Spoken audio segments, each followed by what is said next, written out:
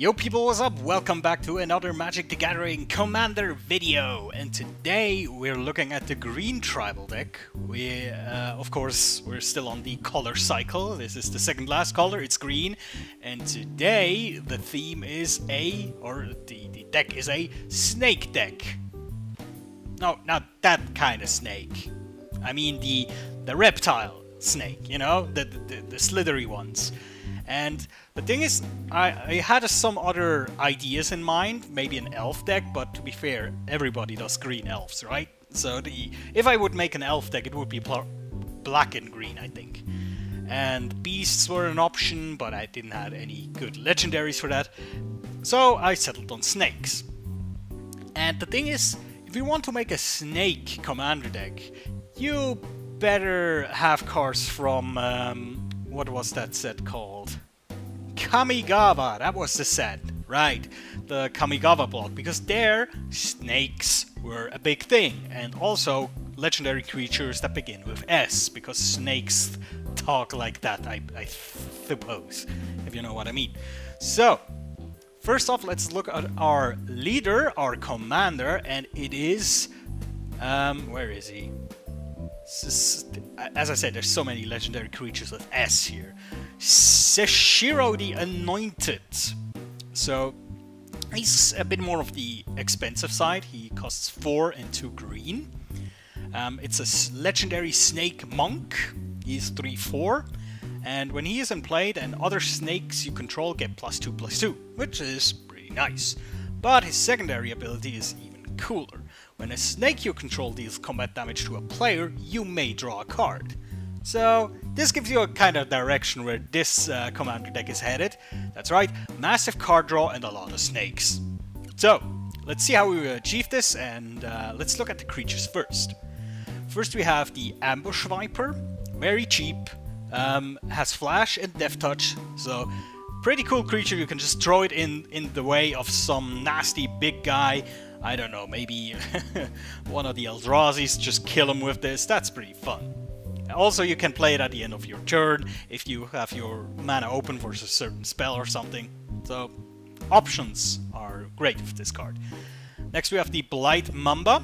It's, again, 1 and a green for a 1/1 snake with Infect, and you can regenerate it for 1 and a green. So the thing is, Infect is absurdly strong in Commander. I mean, 10 infect damage is like that, it's nothing. And with like, if you play it with more players, there's so much shenanigans you can do with this. You might attack with this, and the other guy lets it through because, hey, it's 1 damage, and then some other guy pumps your snake by 9 and kills him, basically. So, yeah, Infect is just good, and the Regenerate can come in handy sometimes. Then we have the Deafhood Cobra. Again, 1 and a green for a 2/2 snake. For 1 and a green you can give it Reach until end of turn and Death Touch until end of turn. These are 2 separate abilities, both cost 1 and a green. You can obviously activate them at the same time if you wish. Then we have the Glass Asp. Asp. 1 green for a 2/1 snake. Well, they're all snakes, obviously. And whenever Glass Asp deals combat damage to a player, the player loses 2 life at the beginning of his or her next draw step, unless he or she pays 2 before that step. So, that sounds so ineffective, right? I mean, you have 40 life. What is 2 damage? Well, if it's 2 damage over and over and over again, you might think a bit different about that. So it's just, sometimes it's the little chip damage that will wear somebody down. Then we have the Hollered Hydra, and this is indeed a Hydra snake, so it counts. Is it from the, oh, what was it called? The Egyptian team set? You know which one I mean? Hollered Hydra is a 6/6 snake, so it's one of the biggest snakes I have, actually, because it's a Hydra, obviously. It has Trample, and it has Embalm. And Embalm is one of these sets special mechanics. You pay 3 and a green, and then you exile this card from your graveyard and create a token that's a copy of it, except it's a zombie. And it's a white zombie. So yeah, white zombies were a thing in that edition. So you basically can bring it back after a wrath or something. It's quite interesting. I mean, the color that it's white, don't think it really plays into anything, but hey, who knows, right? It might come up. Then we have the Hooded Hydra, which is also a Snake Hydra. You pay X and 2 green, and the Hooded Hydra enters the battlefield with X +1/+1 counters. When it dies, you put a 1/1 green snake creature token onto the battlefield for each 1/1 counter it has. So make it big, and if somebody kills it, because they probably will have to kill it, you get lots of little snakes. The only way around this is to exile it, of course, or to counter it. It also has Morph. So you obviously Morph is you pay 3 colorless mana, or whatever mana you wish, and then you can play this face down. And then you can morph it up for 3 green, and then it becomes a 5/5. It gets 5 1/1/1 counters. But this is a bit more a sneaky way if you play this face down, because not a lot of people will just randomly counter a face down creature, because I don't know, they don't know what it is. They might kill it, but you know, it's a bit more sneaky than just play it in the open. Then the Akashi Tribe Elite. This is one of the Kamigawa snakes. They're kind of interesting. It costs 1 green, and it's a 2/3 snake, and legendary snakes you control can't be target of spells or abilities. This is very cool, actually. So this is like protection for you from your commander, and they have to burn this one first before they go for your commander, unless they wrath or something. And it has another ability. This is actually an ability a lot of these Kamigawa snakes have. Whenever Akashi Tribe Elite deals combat damage to a creature, tap that creature, and it doesn't untap during its controller's next untap step. It's a small thing in Commander, but it might come up every once in a while, because opponents don't want your snakes to hit them, because you will get cards from it if you have Sashiro on the battlefield. So you give them an option.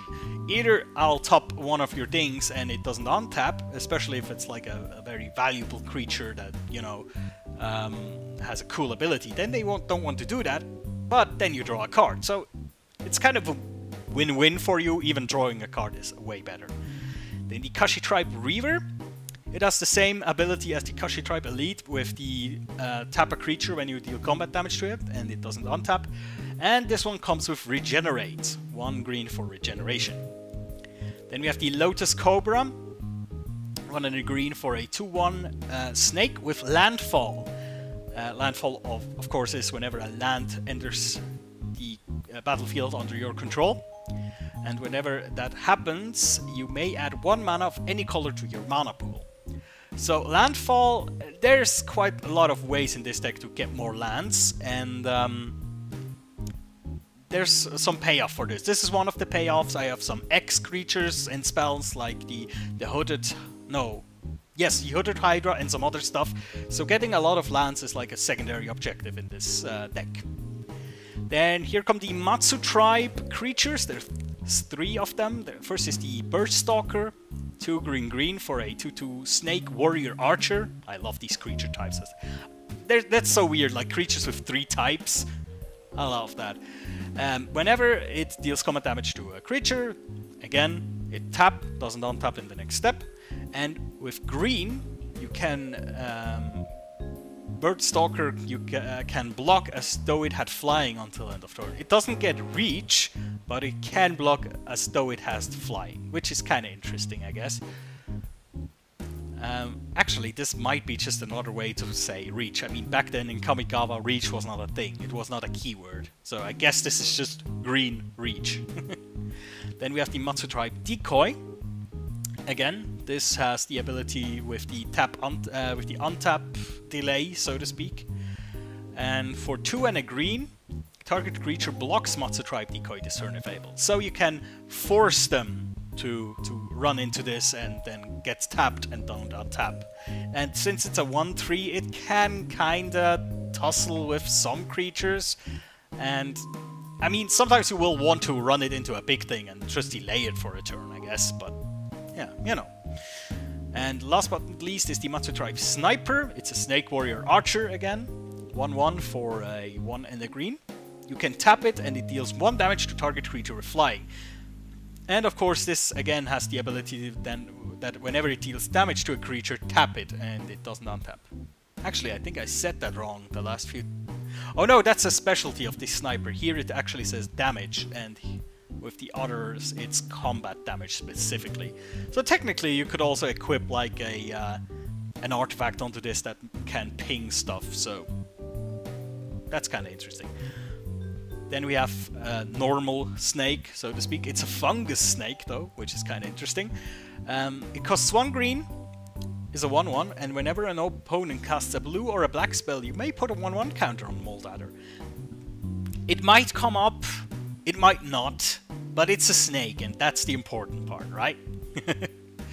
Then the Nemesis of Mortals, which is from the Therios block, I think it was called. It costs 1 less to cast for each creature card in your graveyard, and its base cost is 4 and 2 green for a 5/5, which is okay. And then it has Monstrosity 5, which means if you pay this cost, it gets monstrous, and then it cannot become monstrous anymore, and it gets 5+1/+1 counters. Now, Monstrosity costs 7 and 2 green, but this ability also costs 1 less for each creature in your graveyard. So, after a board wipe, you can play this for cheap and make it into a 10/10 for very, very cheap. I mean, in some cases it will be 4 mana for a 10/10, which is kinda sick, actually. Then you have the Nessian Asp. 4 and a green for a 4/5 snake with reach, and 6 and a green for Monstrosity 4, so you can make it into a 4/9, which is, again, fine. Very fine indeed. And now, the next snake clan from Kamigawa, the Orochi. I think Orochi is... Isn't Orochi Japanese for snake? I might be mistaken, but I think... So this is a snake egg watcher. This is one of the old flip creatures. I don't think they're around anymore, but back then that was a thing. So the base card is the Orochi Egg Watcher, of course. It's a 1/1 for 2 and a green, which is kind of overpriced, but you can pay 2 and a green, tap it, and put a 1/1 green snake creature token into play. And then if you control 10 or more creatures, you flip the Egg Watcher, and it becomes... Let me just open this up here, because that's way more easier to read, actually. I just quickly had to open the Gatherer page, because on the deck box page I couldn't read it. And here's the first of the many legendary creatures with S in the Snake Tribal. It's Shidako, the Brood Mistress. And she's a 3/3, and she has the ability to green, sacrifice a creature, target creature gets +3/+3 until end of turn. With this you can finish somebody off quite quickly, because you can, for 1 green, +3/+3, that's a Giant Growth, basically. And it's not a tap ability, so you can just do it like whatever you want. And if she is in play, you at least have 10 other creatures. That's 30 damage. That's kind of cool, I guess. So yeah, there we go. Alright, back to the next Orochi. It's the Orochi Ranger. And this is very simple. 1 and a green for a 2/1 with the ability whenever it deals combat damage to a creature, tap it, it doesn't untap. In the next step. The Orochi Sustainer is the mana elf of the snakes. Basically, it's a 1 and a green for a 1/2 with tap, add 1 green to your mana pool. Very simple. Now here we have the Prowling Serpopard? Serpopard. Oh god, I just got it why it's named that. It's a cat snake. Yeah, who came up with that? You must have been on drugs if you came up with a cat snake. So, the ability of this one is quite unique. It's a 1 and a green for a 4/3. That's a pretty good deal. And it can't be countered, and creature spells you control can't be countered. Sweet! Because blue is an annoying color to play against, am I right? Then we have the River Boa, a 2/1 for a 1 and a green, and it has Island Walk, which can come in handy, especially if there's like one blue player on the table and you just, yeah, I'm gonna draw cards from you now, thank you very much. And it also has Regenerate. A lot of snakes actually seem to have Regenerate, which kind of makes sense. They shed their skin and stuff, you know. Next up we have the Saber-Tooth Cobra, and I checked it. Oracle says it is a snake, even though it says summon Cobra, but Cobra is not a creature type, so it's snake. And this is like one of the earliest forms of poison counters I've ever seen. So if Saber-Tooth Cobra damages a player, that's also a very interesting wording, because that basically means any damage. So have fun with that. So it infects, basically. He or she gets a poison counter. During that player's next upkeep, he or she gets another poison counter unless he or she pays 2 to prevent this effect. If any player has 10 or more poison counters, he or she loses the game. So yeah, that's interesting. So you get to put some poison counters on, and then you have to spend mana to not get more poison counters, which in some cases might be fatal, of course. Of course, it's not quite infect because it always adds 1 poison counter, but if you have like a repeatable ping on this thing, which I don't think I have in the deck right now, but it might be a way to do this, right? Then we have the Zachi, that's the next legendary S creature, Zachi, daughter of Seshiro. Other snakes you control get +0/+1, so she's more defensive. She's a 1 and a 3. And shamans you control, which there are some, not a lot, but she herself counts, of course. Shamans have tap at 2 green mana to your mana pool. So I think there is some shamans in here. The Sustainer is one, the Egg Watcher is one. There's some other ones later, so you get free mana elves from this. Actually, better than mana elves, obviously. Next up, this is actually a staple in a lot of decks, especially in like sacrifice-themed decks. It's the Sakura Tribe Elder. It's a snake shaman, it's a 1/1 for 1 and a green, and you can sacrifice him to search your library for a basic land card, put a card onto the battlefield, tap it, and shuffle your library. There we go. Very simple.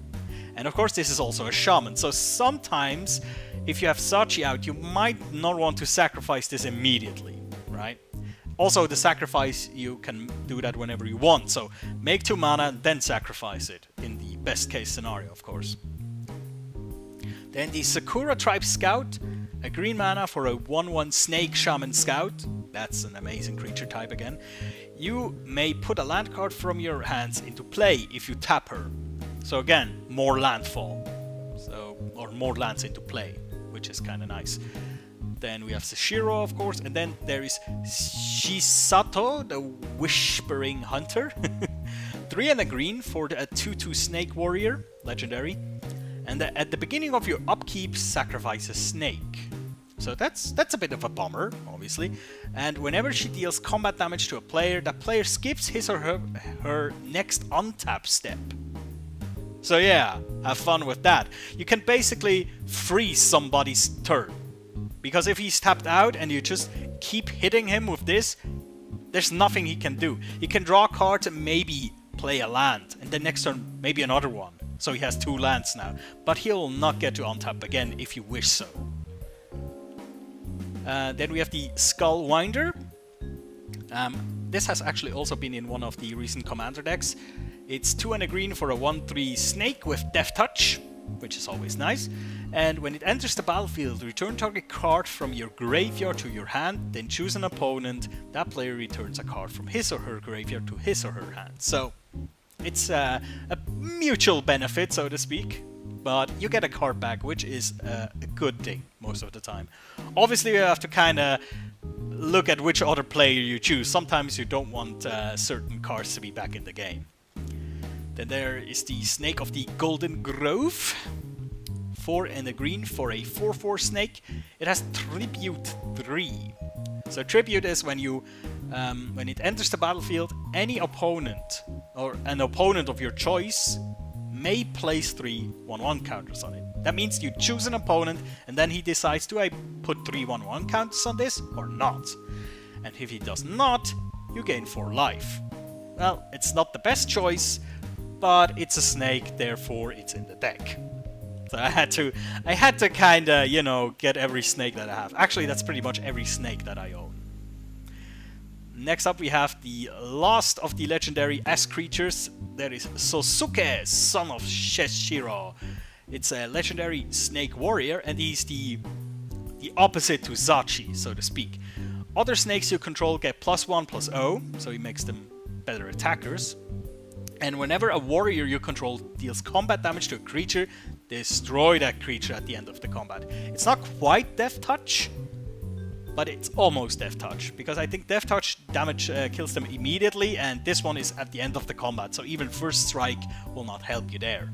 But still, it makes it pretty evil, especially if you have a decoy on the battlefield. You can just go and snipe people. Same with the sniper. Well, the sniper is obviously a warrior, and actually most of them are warriors. There's just a few like the Elder and the Scout that are not warriors. And last but not least is the Wasteland Wiper, 1 green mana for a 1/2 creature with Death Touch, and it has Blood Rush, which was one of the gate crash mechanics of the guilds, well, of the Gruul guild to be specific. You can play a green mana, discard the Wasteland Wiper from your hand, and target attacking creature gets +1/+2 and gains Death Touch. So it's kind of a surprise Death Touch spell and pump spell, and the cool thing is this cannot be countered by normal counter spells because it's an ability. So there you go. Next up we have instants. We have 10 instants to go. First one, very standard, Beast Within. Next one is a bit of a... sometimes I put cards into decks that are lore-wise would make sense. Not just because they're interesting or good, but just because it makes sense from a lore perspective. And this is one of them. It's Cobra Trap. Haha. If a non-creature permanent under your control was destroyed this turn by a spell or an ability an opponent controlled, you may pay 1 green mana rather than pay Cobra Trap's mana cost. And the mana cost is 4 and 2 green. So that's quite significant discount. And what it does is it puts 4 1/1 green snake creature tokens into play.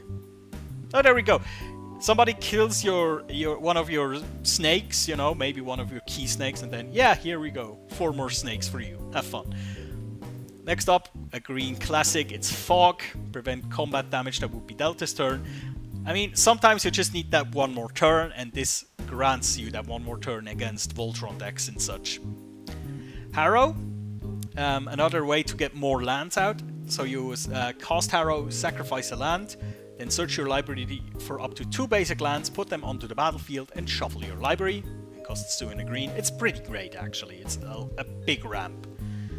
Hunter's Insight is an interesting card. You pay 2 and a green and choose target creature you control. Whenever that creature deals combat damage to a player or a planeswalker this turn, draw that many cards. So that's an interesting spell, because sometimes you will not have your commander on the field and just attack with, I don't know, a 4/4, and the opponent will be like, yeah, whatever, and then just put that in, draw 4 cards for 3 mana. That's absolute a win for you. Next up we have Crosum Grip. I think that belongs in every green deck, ever. Because 2 and a green for a destroy target artifact or enchantment with Split Second, that is a card that can break many combos. And there will be artifact-based combos that you need to break with this, and if you don't have it, yeah, it's gonna be awkward.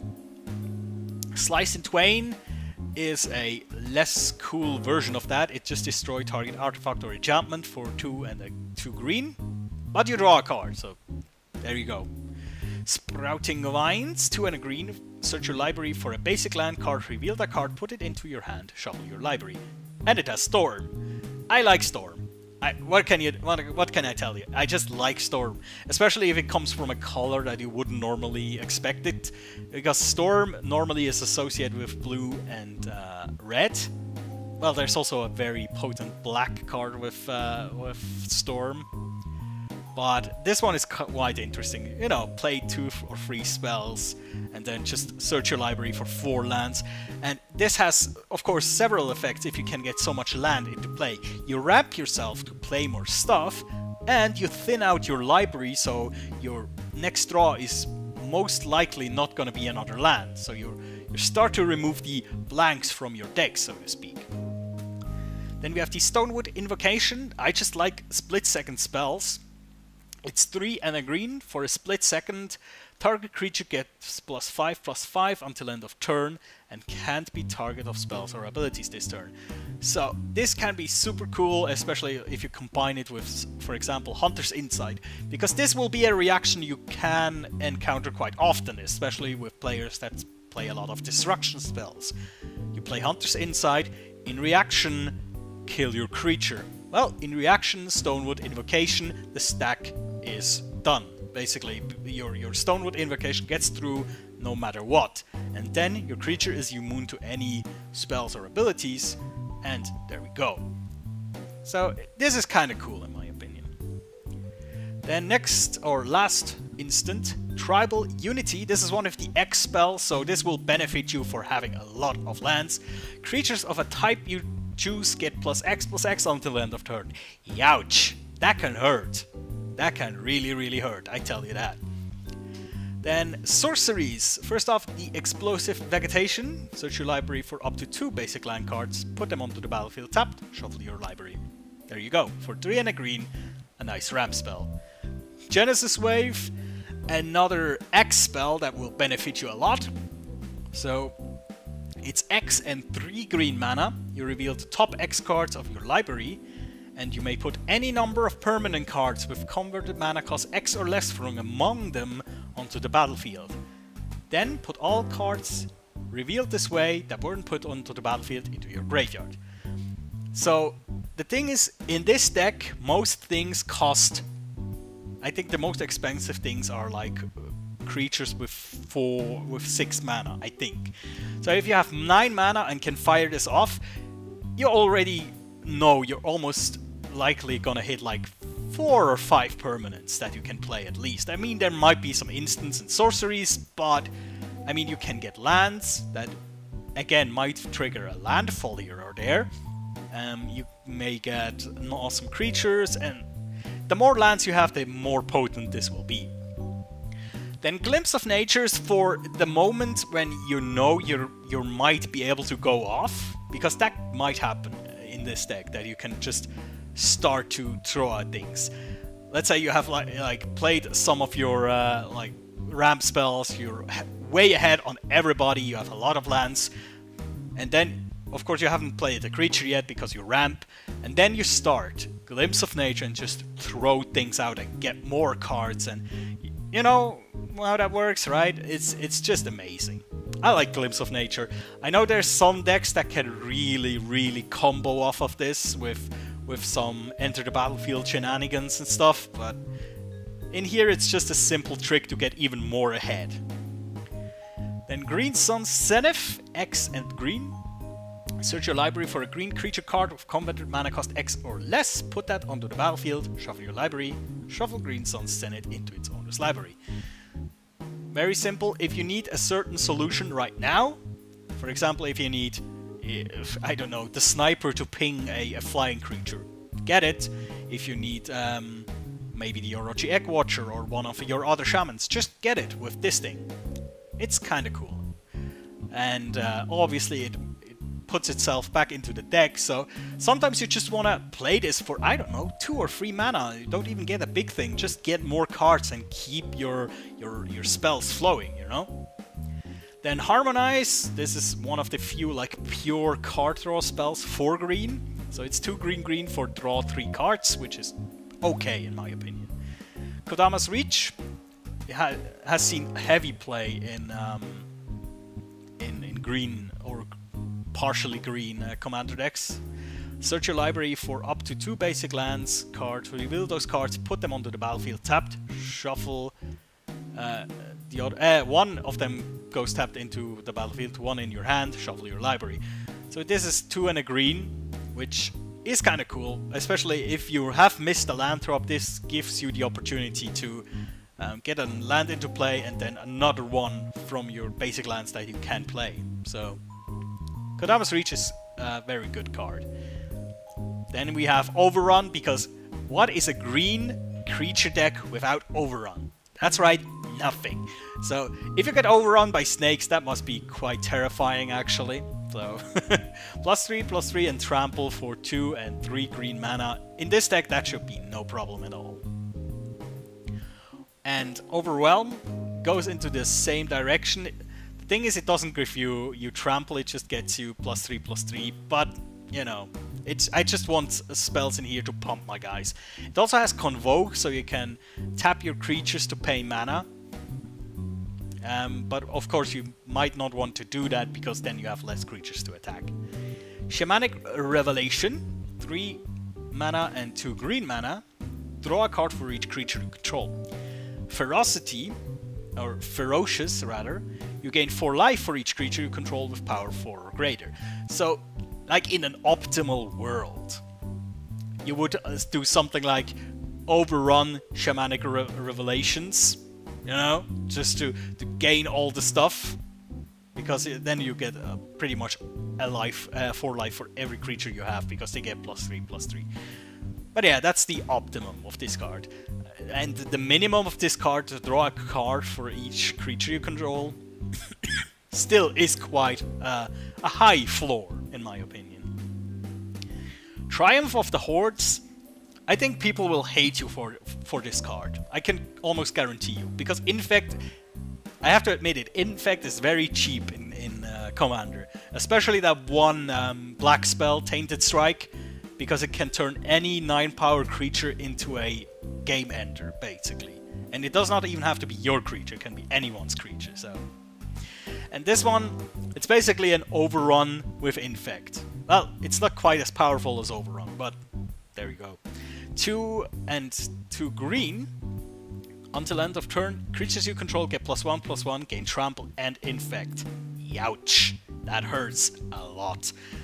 And again, in an optimal world, Overrun, Triumph of the Hordes, GG, everybody. Because I'm almost sure you will be able to finish everybody off if you have that board. Next up we have Artifacts. Now, the first one is, again, like half of me put this card in here because it fits lore-wise, or from the picture. The other half thinks it's an alternative win condition. It's the Altar of the Brood, which of course has a snake altar in the picture, which is kind of cool. And whenever another permanent enters the battlefield under your control, each opponent puts the top card of his or her library into his or her graveyard. Permanents, that also means tokens, and we're gonna get a lot of tokens. I'll show you why in a minute. Bow of Nylea, 1 and 2 green for a legendary enchantment artifact. Attacking creatures you control have Death Touch. Ugh, that is annoying, isn't it? And for 1 and a green, tap, choose 1. Put a 1/1 counter on a target creature. Or, Bow of Nylea deals 2 damage to target creature with flying. Or, gain 3 life. Or, put up to 4 target cards from your graveyard onto the bottom of your library in any order. Options! You have them with this thing. And again, the Death Touch, don't underestimate Death Touch, especially if you have a lot of snakes, because that can get annoying real fast. And of course, you put your opponents into that super awkward spot where you have to decide, do I want him to get cards or do I sacrifice my creatures for this, you know?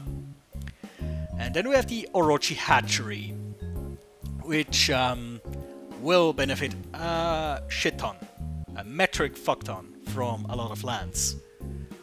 Because it's XX, so you have to pay obviously the same cost for each of the X's. And optimally you want to have this over 5. But this should be no problem with this deck because you have a lot of lands. And Orochi Hatchery enters the battlefield with X charge counters on it. And for 5 and tap, you put a 1/1 green snake creature token onto the battlefield for each charge counter on Orochi Hatchery. And remember, with your general, all these 1/1 snakes are potential card drawers. Sweet. Then we have the Riptide Replicator, which is kind of cool because, again, on the picture it looks like a snake almost. I know it's a sliver technically, but it counts. As a Riptide Replicator comes into the battlefield or into play, choose a color and a creature type. In my case, that would be green snake. but it can be other things. I mean, there might be the fringe situation where you want to have something else, but yeah, anyway. Riptide Replicator comes into play with X charge counters on it. And then for 4 and tap, put an XX creature token of the chosen color and type into play where X is the number of charge counters on the Riptide Replicator. So this costs X and 4. So this is kinda interesting. The Orochi Hatchery will pump out a lot of little guys, and the Riptide Replicator, one big guy. Kinda cool, right? Then we have Sears Sundial, which is just a little thing I put in to take advantage of the landfall that I will obviously have. And landfall with this artifact is whenever a land enters the battlefield under your control, you may pay 2 mana. If you do, draw a card. So you get more lands, draw cards, get potentially more lands. That's how it works with this one. And then we have 7 enchantments. First we have the Alpha Authority. 1 and a green for a enchant creature aura. Enchanted creature has hexproof and can't be blocked by more than 1 creature. Want to put this on the general most of the time. You can also put it on certain other creatures, sometimes it makes sense. And then next we have Alpha Status, which is, in my opinion, even better, but best is if you combine the both of them. Alpha Authority and Alpha Status, because Alpha Status is 2 and a green for a enchanted creature, and the enchanted creature gets +2/+2 for each other creature in play that shares a creature type with it. Ugh, nasty. That actually might be one of the fringe cases where Riptide Replicator wants to create something else. Let's say you have a goblin player opposite you with, I don't know, 10, 20 goblins out, and you have, I don't know, 10, 20 small snakes. Or probably less, because otherwise you could just make a snake. Then you can make a goblin and put Alpha Status on that goblin, and he would get bigger because the other guy has a lot of goblins. I mean, there are cases, but hey. Then, oh god. That's a difficult card to pronounce. Asceticism, I think it's called. Creatures you control can't be target of spells or abilities your opponent controls. It's a sweet enchantment, and also it has the anti-wrath clause in it. 1 and a green regenerate target creature, and with a lot of lands on your battlefield, you will be able to regenerate a lot of creatures if this is out. So this is basically a card that will let you maintain a board state if you have them. So that's a kind of cool thing. Then we have Exploration. 1 green for an enchantment, you may play an additional land each turn.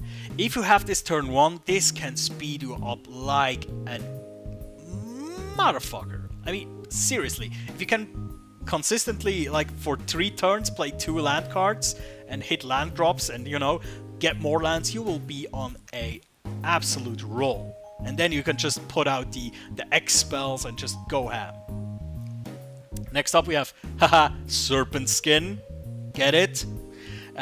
It's a 2 and a green for a enchanted creature card. You may play Serpent Skin anytime you could play an instant, which is a bonus. Enchanted creature gets +1/+1. Green mana, regenerate enchanted creature. That's the main thing of this spell. You can save your general with this for 4 mana. It's kinda sweet. Of course it doesn't work against exile effects, but hey. Snake Umbra. Haha. Actually, this is a good card, so... Or, well, it's not that Serpent Skin is a bad card, but part of me put it in because of the name. But Snake Umbra, it embodies the deck, kinda. It has Enchant Creature for 2 and a green. Enchanted Creature gets +1/+1, and has, whenever this creature deals damage to an opponent, you may draw a card. So it gives the passive of your general to 1 creature. Which sometimes can be enough to get you started, you know? Also it has Totem Armor. If an enchanted creature would be destroyed, instead remove all damage from it and destroy this aura. So that's also kinda cool. It's like a 1 layer of protection. I mean, you can put it all onto your general, like Alpha Authority, Alpha Status, and Serpent Skin, and then you have this unkillable guy. Unless somebody exiles him, but hey. Well, the thing is with Alpha Authority, they can't because he is hexproof, I guess. And then last enchantment, Zendikar Resurgent. 5 and a green for a enchantment. Whenever you tap a land for mana, add 1 mana to your mana pool of that type the land produced. Youch. Just think of the possibilities. You have 10 lands. You have a Orochi Hatchery. You have this. Yeah, that's pretty much 10 snakes per turn you produce. Ow. Evil. Evil, evil, evil. With this you can really rock out these X spells and it can be devastating. And lands, that's not optimal by the way. Right now it's just 37 forests. Things that I should put in here if I had them. Reliquary Tower, obviously. There would also be like one of the another artifact I would put in is the I cannot really remember what it's called. It's a mana stone basically that gives you unlimited hand size. That would be something that belongs in this deck. There's some green cycle lands I should put in here as well. But the thing is, at the moment I'm actually preparing to move apartments, so I'm starting to pack up all the magic cards into boxes, so I don't have really access to every single thing. So these decks might be updated later. But hey, this is the base structure of the Snake Commander deck, and I think it's very strong because if you play your cards right, you will never run out of spells. You will always get another card, you will always get more cards, more lands, and it's just a fun deck to play, I think, because you will never sit at the table and be like, yeah, I can't really do anything. No, you'll always get more lands, and there will always be like an opportunity to attack and to get more cards, and I think that it's quite interesting as a deck idea. And of course your win conditions are Overrun and Infect and all this kind of stuff. But there might be the weird cases where you win with the Altar of the Broods. I mean, just Orochi Hatchery and Altar of the Brood can actually finish off players quite quickly. If you fire this off for 10 every turn, that's 10 cards they have to mill every turn, which is kind of cool. If you can table everybody with an Altar of the Brood, I mean, GG at this point, right? So, weaknesses of this deck. Other creature-heavy decks with better stats. I mean, snakes are not the most aggressive statted creatures there are. There's a bit middle of the road. Some of them are very defensive statted. Also, most of them are quite small. There's just a few of them that are bigger than 4. So you might run into problems with like huge beastly decks with huge creatures, but that's where Death Touch comes in, if you have it. Other concern would be board wipes, especially if it's regular board wipes.